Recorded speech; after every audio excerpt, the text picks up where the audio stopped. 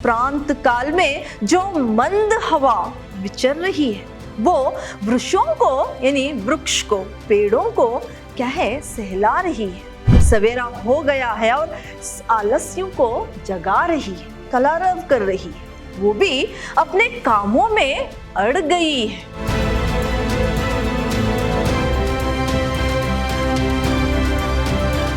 प्रणाम, मैं Rihanna yes, अति उत्तम विद्याश्रम की हिंदी प्रवक्ता। मेरे थर्ड सेम के बीकॉम, बीबीए, बीसीए के जितने भी विद्यार्थी हैं, आज मैं आपके लिए काव्य गंगा से जो जयशंकर प्रसाद जी ने लिखी है बीती विभावरी जागरी, इस पद्य के बारे में, इस कविता के बारे में मैं आपको जानकारी दूंगी। पहले मैं आपको जो जयशंकर प्रसाद जी हैं, इस कविता के कवि, उनके बारे में संक्षिप्त में जानकारी दूंगी। जयशंकर प्रसाद जी जो छायावाद के प्रतिनिधि, इनका जन्म 1889 में इनका जन्म हुआ। इनके पिता जो है साहित्यिक प्रेमी थे। इनकी प्रारंभिक शिक्षा क्वींस कॉलेज काशी में हुई। इन्होंने रामायण, महाभारत, पुराण ग्रंथों तथा बौद्ध, जैन धर्म और वेदांतों का गहरा अध्ययन किया। इनका देहावसान यानी इनकी मृत्यु जो है 1937 में हुई। प्रसाद जी ने साहित्य की विभिन्न विधाओं में भी अपने योगदान दिए हैं, समृद्ध किए हैं। इनके काव्य ग्रंथों में चित्रधार, कनन कुसुम, झरना, आंसू, लहर, कमायिनी प्रमुख है। अजातशत्रु, स्कंदगुप्त, चंद्रगुप्त, ध्रुवस्वामिनी और जन्मेजय का नागयज्ञ और विशाख जयश्री इनकी नाटकीय कृतियां हैं। ये घूंट तथा कामना इनके प्रसिद्ध एकांकी हैं। कंकाल, तितली और इरावती इनके उपन्यास। कहानियां जो इनकी है वो छाया, प्रतिध्वनि, आकाशदीप, आंधी, इंद्रजाल में संकलित है।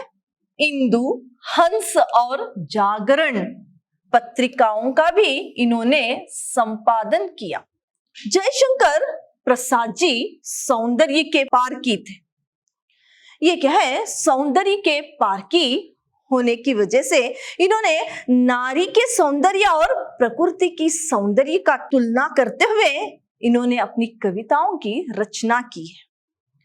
इन्होंने क्या है, प्रकृति अपने विभिन्न रूपों में इनके काव्य में अवतारित है।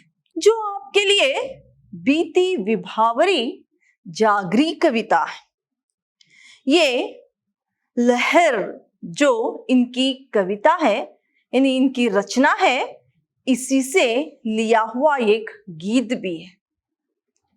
इसमें प्रकृति के माध्यम से कवि ने नव जागरण का संदेश दिया है।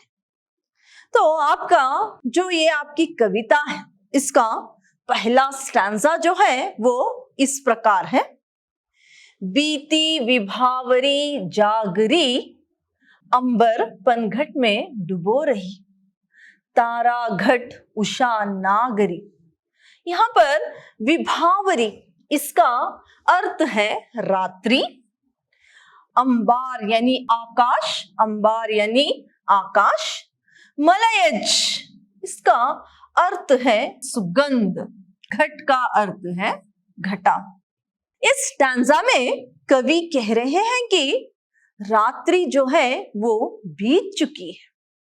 आकाश में जो नक्षत्र, जो तारे हैं, वो क्या है, अब मलिन हो गए हैं, छिप गए हैं सुबह होने की वजह से और सवेरा होने की वजह से। नहीं, प्रांत काल में जो मंद हवा विचर रही है वो वृक्षों को यानी वृक्ष को, पेड़ों को क्या है, सहला रही है।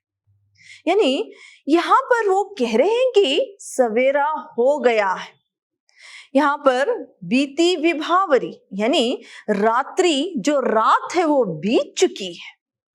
फिर वो कह रहे हैं कि इस स्टैंजा में अब जो लताएं हैं वो पुष्प बन गई है। इस तरह से इस स्टैंजा में क्या है, कवि कह रहे हैं।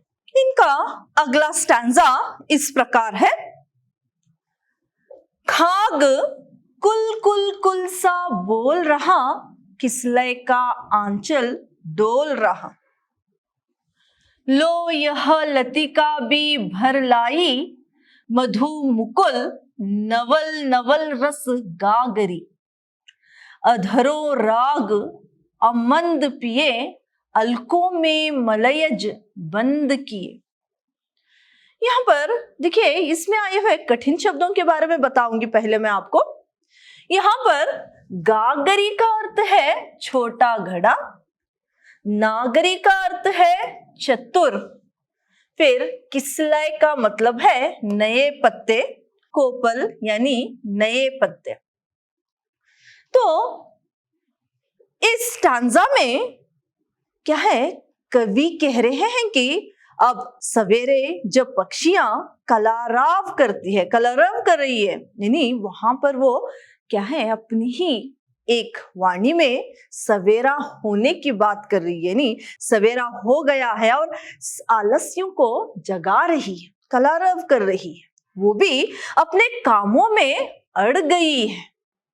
वो भी क्या कर रहे हैं, अपने कामों में अड़े हुए हैं, अपने कामों को, दिननित्य के कामों में वो जुड़ गए हैं। और फूल भी क्या है, कलियों से अब वो फूल बनकर खिल गए।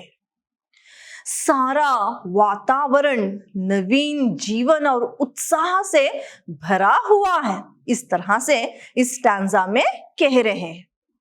फिर अगला स्टैंजा इस प्रकार है। तो अब तक सोई है आली, आंखों में भरे विहागरी। विहाग, इसका अर्थ यहां पर है रात्रि के समय गाया जाने वाला एक राग। इस स्टैंजा में कवि कह रहे हैं कि अब वातावरण नया उत्साह में भरा हुआ है, लेकिन जो नायिका है वो नायक के साथ जब रात्रि में प्रेम क्रीड़ा की, जो मदकता की रात्रि व्यतीत कर चुकी है, इस कारण वो थकी हुई और अभी भी जो रात्रि में अपने प्रेमी के साथ गाया हुआ राग उसकी आंखों में अभी भी समाया हुआ है।